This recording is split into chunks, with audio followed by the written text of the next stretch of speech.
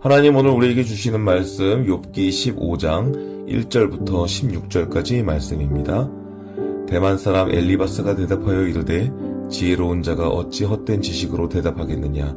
어찌 동풍을 그의 복부에 채우겠느냐.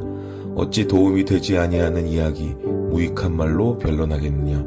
참으로 내가 하나님 경외하는 일을 그만두어 하나님 앞에 묵도하기를 그치게 하는구나. 내 죄악이 내 입을 가르치나니 내가 간사한 자의 혀를 좋아하는구나. 너를 정죄한 것은 내가 아니요 내 입이라. 내 입술이 내게 불리하게 증언하느니라. 내가 제일 먼저 난 사람이냐. 산들이 있기 전에 내가 출생하였느냐. 하나님의 오묘하심을 내가 들었느냐. 지혜를 홀로 가졌느냐.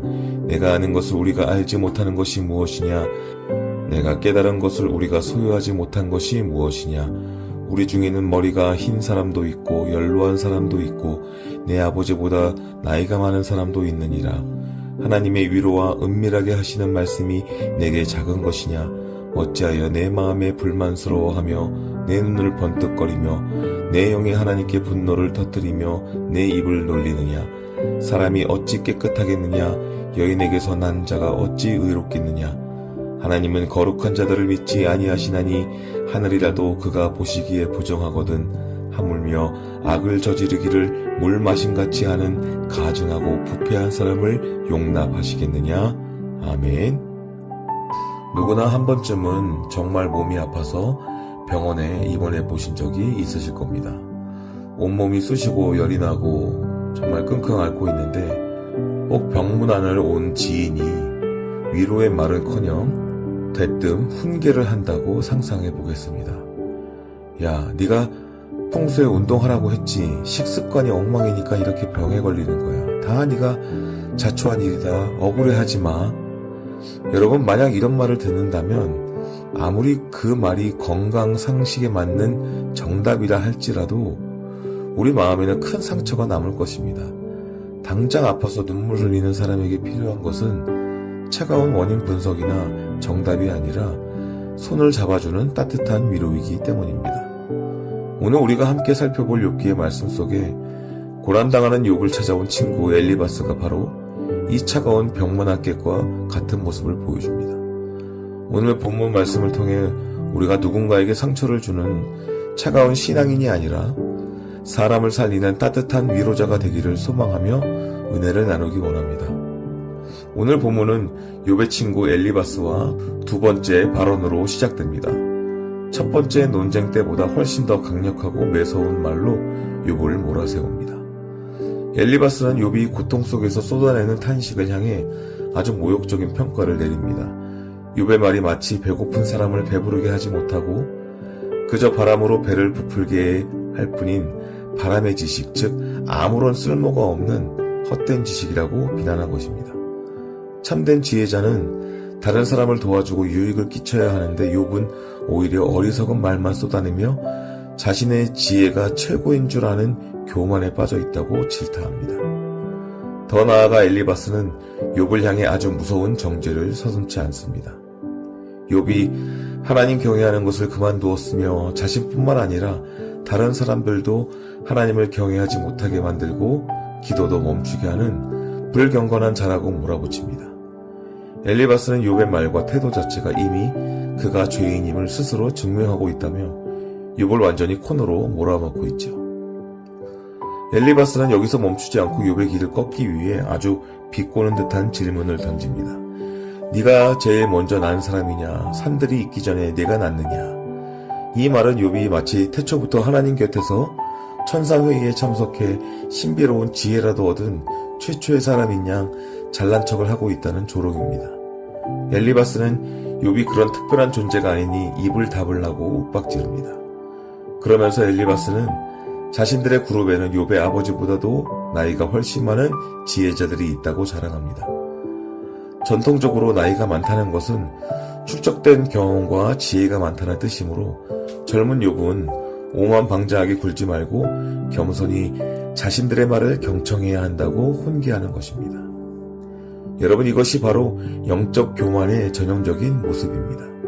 엘리바스는 자신이 욥보다 더 많은 지식을 가졌고 나이가 많고 더 훌륭한 전통을 지니고 있다는 우월감에 빠져 있었습니다. 상대방의 처절한 아픔은 쳐다보지도 않은 채 그저 내가 너보다 더 옳다는 것을 증명하기 위해 혈안이 되어 있는 것입니다. 가장 안타까운 것은 엘리바스가 스스로를 하나님의 대변자로 착각하고 있다는 사실입니다. 엘리바스는 마치 자신이 하나님 편에 서 있는 것처럼 행세하며 고통 속에서 살려달라고 부르짖는 욥의 탄식을 하나님을 향한 불만과 분노로 치부해버립니다. 그는 아주 그럴듯한 신학적 정답을 제시하지요. 여인에게서 난 사람이 어찌 깨끗하겠으며 의롭겠느냐. 엘리바스는 하나님 앞에서는 하늘조차 부정하며 천사들도 온전치 못한데 하물며 물 마시듯 악을 저지르는 부패한 인간은 더 말할 가치도 없다고 주장합니다. 이 말 자체는 인간의 보편적인 죄성을 지적하는 말이죠. 하지만 엘리바스는 이 거룩한 진리를 아파하는 친구를 위로하는 데 사용하지 않고 욥을 정죄하고 짓밟는 무기로 사용했습니다. 엘리바스는 친구의 고통 앞에 눈과 귀를 완전히 닫아버린 채 오직 욥을 죄인으로 만들어 하나님을 변호하는 데만 집중했습니다. 그러나 정작 엘리바스 자신도 여인에게서 태어난 죄인일 뿐이면서 자신은 깨끗하고 옳다는 착각 속에 빠져 친구에게 영적인 폭력을 가하고 있었던 것입니다. 사랑하는 여러분, 신앙생활을 처음 시작할 때는 성경의 교리를 배우고 정답을 알아가는 것이 참 즐거운 일입니다.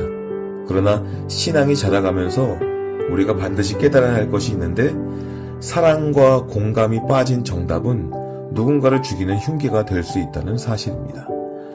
우리 주변에 이유 모를 고난과 질병, 실패로 눈물 짓는 이웃이 있습니까? 엘리바스가 다 네가 기도를 안 해서 그래. 하나님 앞에서 네 죄로 회개해야 돼 라고 차가운 교리의 잣대를 들이대지 말기를 바랍니다. 우리가 믿는 예수님께서는 우리에게 차가운 율법의 정답만 던져주시는 분이 아니셨습니다. 예수님은 우리가 겪는 그 참혹한 고통의 한복판으로 직접 들어오셨고 우리의 억울함과 아픔을 대신 십자가에 짊어지심으로 참된 위로와 구원이 되어주셨습니다. 우리의 삶 가운데 판단하고 가르치려는 엘리바스의 차가운 입술을 닫고 고통받는 이웃의 손을 가만히 잡아주고 함께 울어주는 예수님의 따뜻한 마음을 품고 살아가는 저와 여러분 되기를 축복합니다. 그 진실한 사랑과 위로를 통해 절망에 빠진 영혼들을 다시 살려내는 우리 모두가 되기를 다시 한번 주님의 이름으로 간절히 축원합니다. 기도하겠습니다. 사랑과 긍휼이 풍성하신 하나님, 이웃의 아픔을 보지 못한 채 알량한 지식과 판단으로 함부로 정죄했던 우리의 차가운 마음을 십자가 보혈로 용서하여 주시옵소서. 가르치고 훈계하기보다 고통받는 자들과 함께 울어주며 주님의 따뜻한 사랑을 전하는 진실한 위로자가 될 수 있도록 주님 인도하여 주시옵소서. 우리의 모든 아픔을 친히 짊어주시고 참된 소망이 되어주시고 지금도 살아 역사하시는 예수 그리스도의 이름으로 감사드리며 기도드립니다. 아멘.